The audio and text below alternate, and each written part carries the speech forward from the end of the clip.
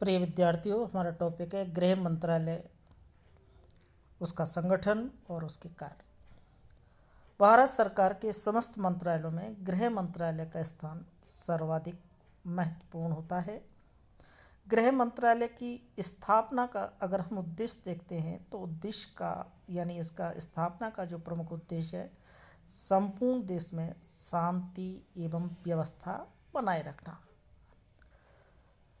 इसके बाद हम देखते हैं गृह मंत्रालय का प्रशासनिक संगठन। भारत सरकार के गृह मंत्रालय का जो प्रधान यानी मुखिया जो है वो कैबिनेट स्तर का एक वरिष्ठ मंत्री होता है। यानी गृह विभाग है, उसके जो मुखिया हैं, राजनीतिक मुखिया हैं, वो कैबिनेट स्तर के मंत्री होते हैं और इनकी सहायता के लिए राज्य मंत्री और उप मंत्री होते हैं।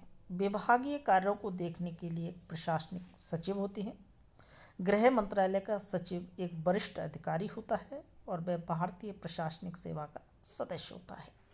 सचिव के अधीन संयुक्त सचिव, उप सचिव, अवर सचिव इत्यादि अधिकारी कार्य करते हैं।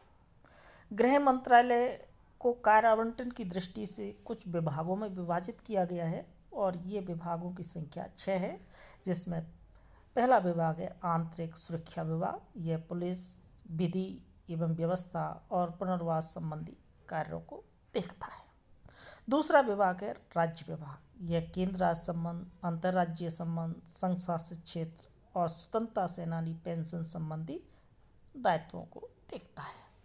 इसके अलावा तीसरा है राजभाषा विभाग। यह राजभाषा के संबंध में संविधान के उपबंधों और राजभाषा अधिनियम 1963 के उपबंधों के क्रियान्वयन को देखता है। चौथा विभाग आता है गृह विभाग। यह राष्ट्रपति और उपराष्ट्रपति द्वारा कार्यभार ग्रहण करने की अधिसूचना, प्रधानमंत्री व अन्य मंत्रियों की नियुक्ति की अधिसूचना इत्यादि मामलों को देखता है। अगला है जम्मू कश्मीर मामलात विभाग। नवंबर 1994 में जम्मू एवं कश्मीर विभाग गठित किया गया था, जो जम्मू कश्मीर से संबंधित संवैधानिक और एवं अन्य मामलों को देखता है। यह विभाग गृह मंत्रालय के अधीन है और इस विभाग का अतिरिक्त कार्यभार भी गृह सचिव को सौंपा गया है। इसके अलावा छठा है सीमा प्रबंधन विभाग। ये सबसे नवीनतम विभाग है गृह मंत्रालय में। इसकी स्थापना 2004 में हुई है और यह तटवर्ती सीमाओं सहित सीमा प्रबंधन का कार्य है वो इस विभाग के द्वारा देखा जाता है। ये है गृह मंत्रालय के विभिन्न 6 विभाग। अब है गृह मंत्रालय के प्रभाग, यानी गृह मंत्रालय के वर्तमान प्रभागों की जो सूची है उसमें प्रमुख रूप से इस प्रकार से केंद्र राज्य संबंध प्रभाग, आंतरिक सुरक्षा प्रभाग, पुलिस प्रभाग, संघ शासित क्षेत्र प्रभाग, पूर्वोत्तर प्रभाग, जम्मू कश्मीर प्रभाग, विदेशी प्रभाग, स्वतंत्रता सेनानी और पुनर्वास प्रभाग, मानवाधिकार प्रभाग, आपदा प्रबंधन प्रभाग, सीमा प्रबंधन प्रभाग, पुलिस आधुनिकीकरण प्रभाग, नीति नियोजन प्रभाग, वित्त प्रभाग, प्रशासन प्रभाग, समन्वय प्रभाग इत्यादि ये विभिन्न प्रभाग हैं वो गृह मंत्रालय में है। गृह मंत्रालय से संलग्न और जो अधीनस्थ कार्यालय हैं उनमें प्रमुख है राष्ट्रीय अपराध रिकॉर्ड ब्यूरो, पुलिस बेतार समन्वय निदेशालय, पुलिस अनुसंधान तथा विकास ब्यूरो, लोक नायक जयप्रकाश नारायण राष्ट्रीय अपराध शास्त्र तथा विधि विज्ञान संस्थान, राष्ट्रीय अग्निशमन सेवा कॉलेज नागपुर, बंदोबस्त विंग, महा रजिस्ट्रार एवं जनगणना आयुक्त। ये गृह मंत्रालय से संलग्न और अधीनस्थ कार्यालय हैं।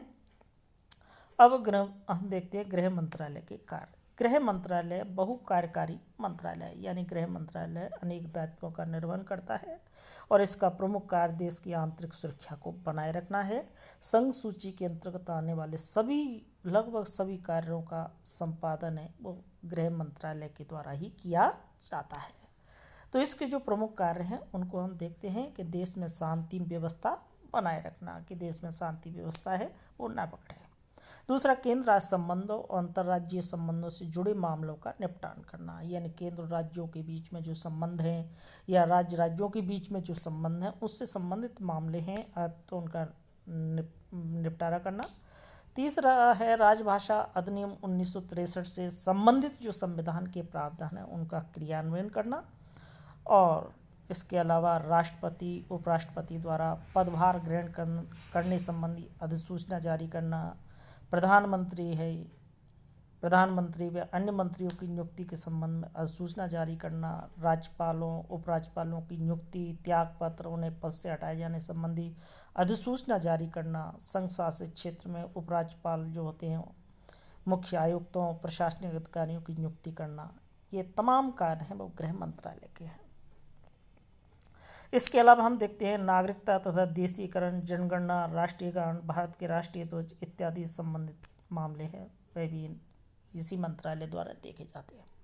इसके अलावा भारतीय पुलिस सेवा के लिए गृह मंत्रालय एक नियंत्रण प्राधिकारी है। मंत्रालय भारतीय पुलिस सेवा के मामलों जैसे नियुक्ति, केंद्र में प्रतिनियुक्ति, वरिष्ठता का निर्धारण, वेतन इत्यादि मामलों को देखता है। इसके अलावा केंद्रीय अर्धसैनिक बलों जैसे केंद्रीय रिजर्व पुलिस बल, सीमा सुरक्षा बल, भारत तिब्बत सीमा पुलिस, राष्ट्रीय सुरक्षा गार्ड, केंद्रीय औद्योगिक सुरक्षा बल आदि का जो संचालन और नियंत्रण है वो गृह मंत्रालय द्वारा ही किया जाता है। इसके अलावा हम देखते हैं गृह मंत्रालय होमगार्ड की भूमिका, लक्ष्य, स्थापना, प्रशिक्षण, उपकरणों, प्रतिष्ठानों व अन्य संबंधित मामलों पर नीति तैयार करता है।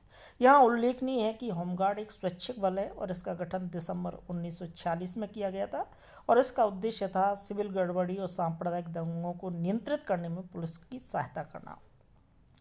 इसके अलावा गृह मंत्रालय एक समन्वयकारी मंत्रालय है। यह राष्ट्र हित के प्रश्नों पर राज्य सरकारों को परामर्श देता है और उनके प्रयासों में समन्वय स्थापित करता है। इसके अलावा राष्ट्रपति द्वारा क्षमादान की शक्तियों के मामले देखना, यह भी गृह मंत्रालय के अंतर्गत के कार्य क्षेत्र में आता है। राष्ट्रपति के नाम से कागज पत्रों के अधिप्रमाणीकरण के नियम बनाना, केंद्रीय राज्य लॉटरी का नियमन करना, महत्वपूर्ण व्यक्तियों की सुरक्षा, उनकी मृत्यु के समय अन्य आवश्यक कार्यवाही करना, विभिन्न क्षेत्रों में प्रतिष्ठित व्यक्तियों को सम्मान, अलंकरण, सुविधाएं देना जैसे भारत रत्न, पद्म पुरस्कार, वीरता पुरस्कार, जीवन रक्षा पदक इत्यादि जो पुरस्कार, सम्मान, अलंकरण है, ये गृह मंत्रालय द्वारा ही दिए जाते हैं। इसके अलावा संसद में सदस्यों का मनोनयन कराना, विधायिका में आचार संहिता तथा शांति व्यवस्था सुनिश्चित करना, मंत्रियों के लिए आचार संहिता बनवाना, ये तमाम जो कार्य है वो गृह मंत्रालय के हैं। जन्म मृत्यु पंजीकरण तथा जनगणना से संबंधित कार्य करना, राज्यपाल द्वारा राष्ट्रपति के पास भेजे जाने वाली जो विधेयक होते हैं, अध्यादेश, विनियम है, उन पर आवश्यक कार्रवाई करना, सिविल एवं सैनिक अधिकारियों के परस्पर मिलने संबंधी नियम बनाना, भौगोलिक नामों में परिवर्तन की स्वीकृति देना, राजनीतिक पेंशन स्वीकृत करना, आतंकवाद, अलगाववाद, घुसपैठ, अशांति एवं विद्रोह पर नियंत्रण पाना।